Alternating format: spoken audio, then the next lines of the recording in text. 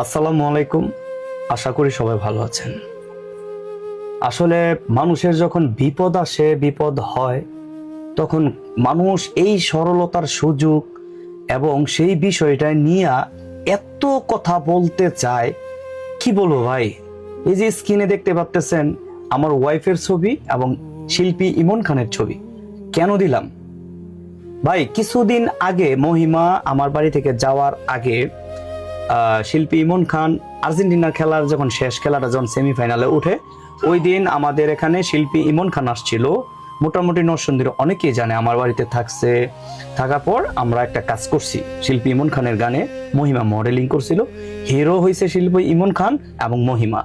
সেটার shooting video বিভিন্ন মানুষ করছে, বিভিন্ন মানুষ ছাড়ছে।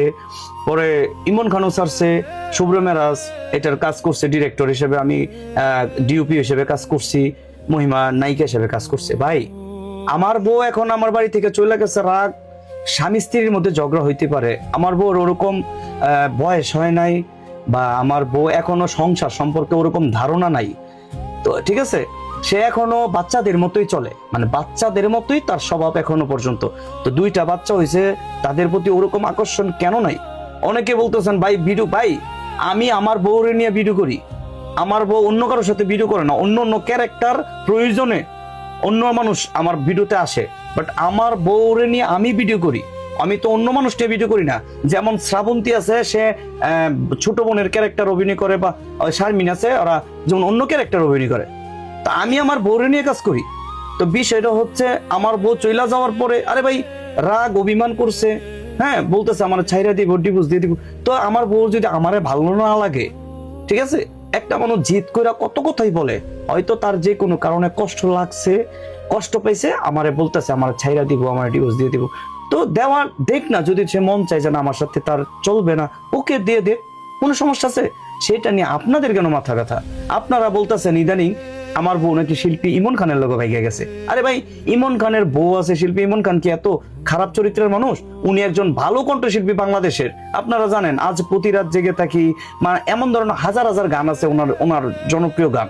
ঠিক আছে, এদের তিন কলমে কোন কলমে লিখলা বিধি যে শুটিংটা হয়েছে, এটা হচ্ছে এই শুভ্র মেরাজ, হ্যাঁ জানে সিনে বাংলা মিউজিক এন্টারটেনমেন্টে গানটা রিলিজ হয়েছে।